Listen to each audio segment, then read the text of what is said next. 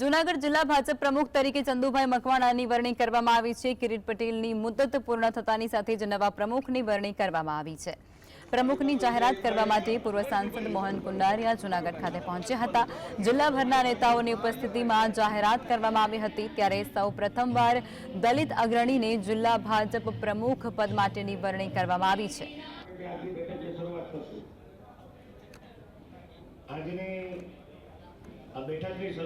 Party में कोई काम नानु होतुं नथी।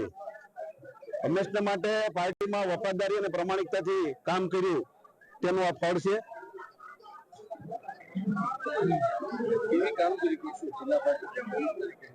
पार्टी में एक अदना कार्यकर तरीके हूँ 1995 थी काम करतो आव्यो छुं अने ते ज रीतना पार्टी ने मजबूत करवा माटे आवता दिवसोमां पण बधा ज वडीलोनो ने कार्यकर्ताओने साथे राखी अने पार्टी ने काम करशुं।